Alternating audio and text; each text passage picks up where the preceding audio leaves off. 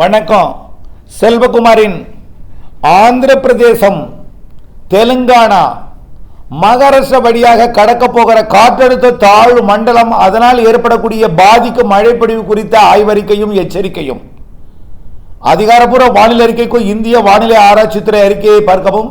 2025 September 25 வியாழக்கிழமை அதிகாலை நிலவர வானிலை பதிவு.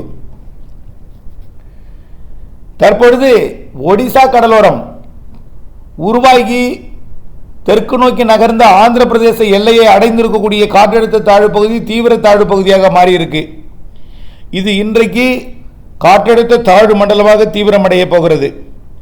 இன்றைக்கு இப்பொழுதைக்கு பார்த்தீங்கன்னா மழைப்பொழிவு எல்லாமே ஆந்திர பிரதேசத்தோட வடக்கு பகுதியாம் விசாகப்பட்டினத்திற்கு வடக்கே கனமழை பொழிவை கொடுத்து வருகிறது.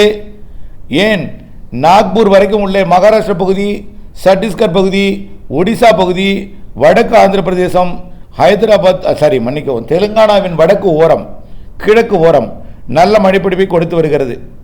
இன்றைக்கு படிப்படியாக இந்த நிகழ்வு தீவிரமடையும் பொழுது ஒட்டுமொத்த ஆந்திர பிரதேசத்தின் வடக்கு பகுதி, அதாவது விஜயவாடா முதல் கொல்கத்தா வரைக்கும், அதாவது கிழக்கு மேற்கு கோதாவரி, கிருஷ்ணா மாவட்டங்கள், விசாகப்பட்டினம் மாவட்டம், ஸ்ரீகாகுளம், விஜயநகரம், இதெல்லாம் நிறைய மழைப்பிடிப்பை கொடுக்கும். உள்ளே பார்த்தீங்கன்னா ராய்ப்பூர் உள்ளிட்ட பகுதிகள், நாக்பூர் உள்ளிட்ட மகாராஷ்டிரா பகுதிகள், ஹைதராபாத் உள்ளிட்ட தெலுங்கானா பகுதிகள், ஒட்டுமொத்த புவனேஸ்வர் உள்ளிட்ட ஒடிசாவின் பகுதிகள், கொல்கத்தா உள்ளிட்ட மேற்கு வங்க பகுதிகள், பீகார் வரைக்கும் நல்ல மழைப்பிடிப்பை கொடுக்க போகுது இன்றையிலிருந்து. அதே நேரத்தில் தென்மேற்கு பருவமழையும் கேரளாவில் தீவிரமடையும். கேரளாவிலையும் கர்நாடகாவிலையும் இன்றைக்கு கனமழை பொழிவை கொடுக்க போகுது. கேரளாவிலையும் கர்நாடகாவிலையும் அதோட சாரல் தான் மேற்கு தொடர்ச்சி மலைக்கும் நீலகிரிக்கும் வால்பாறைக்கும் கொடுக்க போகுது. அது கடமழையே கொடுக்கும், சாரல் இல்லை. அப்பாஜி கொண்டபதியில் விட்ட கணவாய் நுழைவாயில் தான் அது சாரலை கொடுக்கும், மிதமான மழை பொழிவை கூட கொடுக்கும். அது தேகமம் வரைக்கும் சாரலை கொடுக்கும், தூரலை கொடுக்கும் அப்படின்னு நம்ம சொல்லியிருக்கோம். இன்றைக்கு 25ஆம் தேதி மாலையிலிருந்து மழைப்பொழிவு தீவிரமடையும் ஆந்திர பிரதேசத்தில், தெலுங்கானாவில்.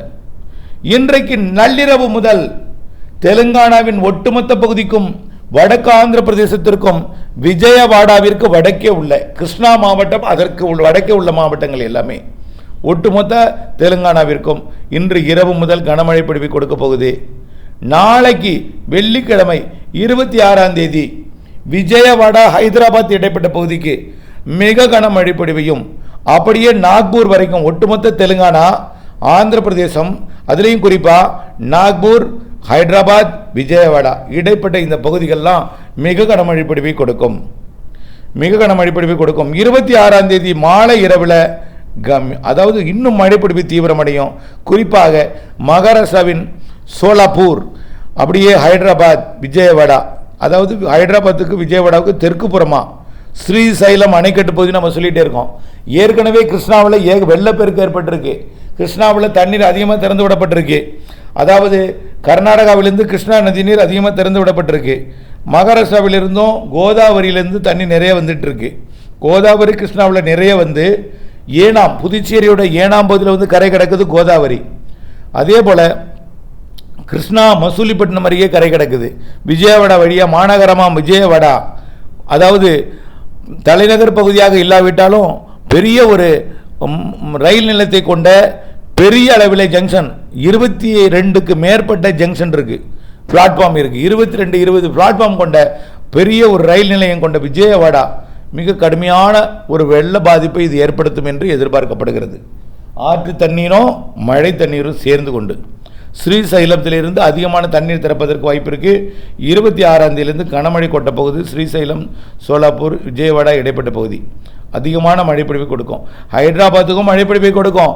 ஹைதராபாத்தை விட விஜயவாடாவிற்கும் சோலாப்பூருக்கும் இடைப்பட்ட அந்த ஸ்ரீசைலம் மையமாக வைத்து அதிக மழைப்பொழிவை கொடுக்கும். அதே போல் ஒட்டுமொத்த தெலுங்கானா, ஒட்டுமொத்த ஆந்திர பிரதேசத்திற்கும், ஆந்திர பிரதேச வடக்கு பகுதி, அதாவது மசூலிப்பட்டினத்துக்கு வடக்கு, ஒங்கோலுக்கு வடக்குன்னு சொல்லலாம், ஒங்கோலுக்கு வடக்கே நல்ல மழைப்பொழிவை கொடுக்க போகுது. ஆந்திர பிரதேசத்தை பார்த்திங்கன்னா அது குண்டக்கல், அனந்தபூர் இந்த பகுதிக்கு வடக்கே, ரைச்சூர், கர்னூல், அப்படியே அந்த கர்னூலுக்கு வடக்கே இருக்கக்கூடிய மெஹபூப் நகர், அப்படியே பார்த்திங்கன்னா அமராவதி, நண்டியால், இதெல்லாம் நிறைய மழைப்பிடிப்பு கொடுக்க போகுது. நந்தியால் சொல்லி இதெல்லாம் பார்த்திங்கன்னா நெல் சாகுபடி அதிகம் உள்ள பகுதி இது எல்லாமே. நந்தியால், அதே போல் மெஹபூப் நகர், கர்நாடகாவோட பகுதிகள் இதெல்லாமே. கர்நாடகாவின் வடக்கு பகுதி கர்னூல் பார்த்திங்கன்னா நந்தியால் கர்னூல்லாம் ரொம்ப நிறைய விவசாய பகுதி அது. அதே போல் அமராவதி, கிருஷ்ணா, அதே போல் ஸ்ரீசைலம் அணைக்கட்டை சுற்றிக்கூடிய பகுதி எல்லாமே மலைப்பகுதியாக இருந்தாலும் அதனுடைய பாசன பகுதி எல்லாமே நெல் விவசாயம் செய்யக்கூடிய பகுதி எல்லாமே மூழ்கடிக்கும் மழையாகத்தான் தெரிகிறது இந்த ஆந்திர பிரதேசத்தோட பகுதிகளுக்கு. இன்னும் பல்வேறு மலைப்பகுதிகளையும் நிறைய மழைப்பொழிவு கொடுக்க போகுது. நிலச்சரிவை ஏற்படுத்தலாம் ஒரு சில இடங்களில். மகாராஷ்டிரா அதாவது சாலைகள்லாம் துண்டிக்க நிலவில் கூட மகாராஷ்டிராவில் மழை காத்திருக்கு. மும்பைக்கு போகும். இப்போ தெலுங்கானாவிற்கும் மழை உண்டு, ஹைதராபாத்துக்கும். அதற்கு தெற்கே தெலுங்கானாவின் தெற்கு பகுதிக்கு தான் அதிக மழை இருக்குது. அப்புறம் 27ஆம் தேதி எங்கே போகணும்னு பார்த்தீங்கன்னா மகாராஷ்டிராவோட பகுதிக்கு போகும். 26 தெலுங்கானா ஆந்திர பிரதேசம், 27 இரவுக்கு மகாராஷ்டிரா பகுதிக்கு போயிடும். 28ஆம் தேதி முழுமையாக மும்பைக்கு மழை கொட்ட போகுது.